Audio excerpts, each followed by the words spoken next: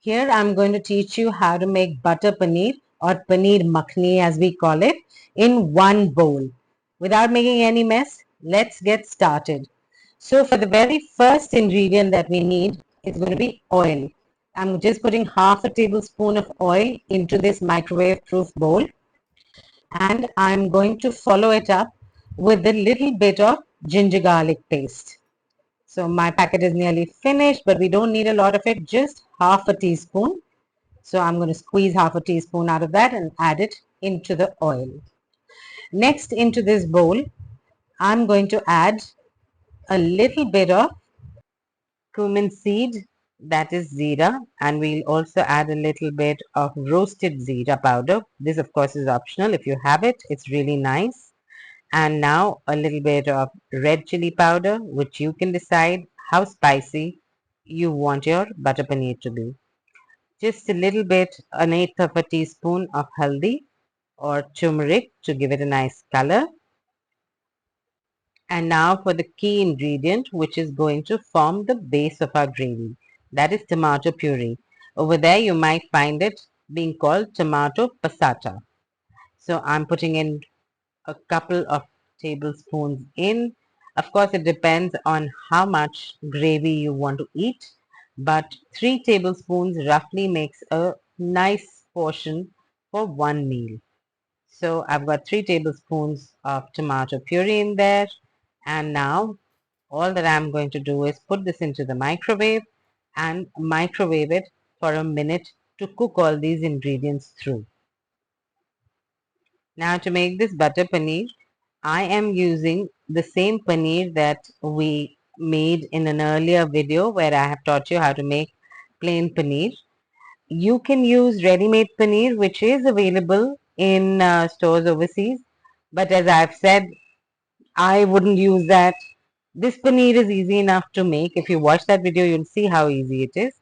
And the other paneer I find just very unpalatable. So the choice is yours. You can decide which one to make. So it's nearly time, and I'm going to take the bowl out of the microwave and show you what this looks like. Can you see? The oil is beginning to separate. So this is an indication that it is cooking nicely. This is not totally cooked yet. So I'm going to put this back in for another 30 to 40 seconds. I want the oil to separate completely from the ingredients, which is an indication that these are cooked, right? Now I'm going to show you an ingredient which is an absolute must. This is cashew nut powder. Now I'm giving you a recipe which only has a handful of ingredients, but each one is extremely important. So what you can do is you can keep this powder, you can powder it once and then store it in a little jar or a Ziploc bag and just use it as and when you need to in this particular gravy.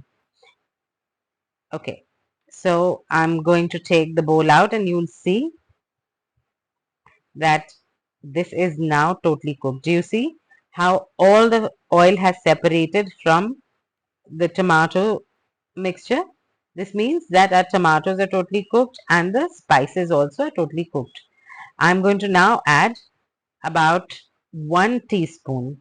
So I've got a half teaspoon in my hand and 2 of those I have put in. So that's 1 teaspoon of cashew nut powder into this. If you don't have cashew nut powder, you can also soak a few cashew nuts and then turn them to paste. I'm also adding in 2 tablespoons of water because the cashew nuts thicken up this gravy. They give flavor, they give creaminess, and they also thicken the gravy, right? So I'm going to give all of this a nice mix, and that is why I've added the water because it will all get thickened up now. I'm going to put this back in the microwave and cook this for another 30 to 40 seconds. This is another ingredient that we cannot miss in this particular butter gravy, and that is cream, fresh cream. So fresh cream here, we only get one kind. Now we're beginning to get the double cream, so there's no confusion in India. But overseas, you'll be able to get single cream and double cream. And for this recipe, you need to get the single cream, like I have shown you in the picture, right? So I think the cashew nuts would be cooked now. I'm going to take this out and we're going to add in a little bit of cream. Here you can see that the gravy has thickened up nicely. Do you see that? And it's totally smooth and velvety. And to this, I'm going to add the cream. If you recollect, we had put in 3 tablespoons of tomato puree.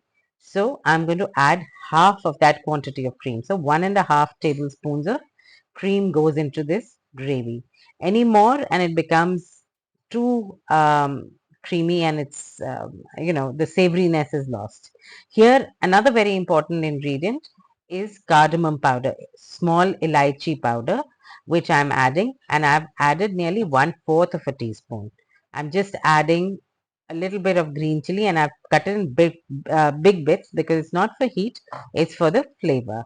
I'm going to give all this another nice mix, and once more I'm going to microwave it for another 30 seconds or so. I'd like to reiterate over here that all the pictures that you see flashing on the screen of ingredients are from Asda supermarket, but which is not to say that that is the supermarket I'm recommending. I'm not. These pictures were easily available and that is why I've shown them to you. But the same ingredients under different brand names are available at various supermarkets, whether in UK or other places. Okay, here our gravy is now totally ready. I am going to pull this out and you can see how luscious this is looking. Let me give it a little stir. I'm going to gather everything together and you can see it's thickened up as well. I'm just going to add in the pieces of paneer that I had cut earlier and I'm going to toss them in this gravy. At this point, if you want, you can even add in chicken. If you're not making paneer makhni, you can also add in pre-cooked chicken, which is also available. And you can see in the picture, I've added it there. And I'm going to put this back into the microwave only to warm the whole thing through. So this won't take more than 15 to 20 seconds. This is not how butter chicken or butter paneer or this gravy is made traditionally. And that is why each ingredient that I have mentioned in this recipe is extremely important because we're making an instant version of it. There will be no difference in the taste. If anything, it will be more tasty. But it is very essential that you use all the ingredients mentioned in it.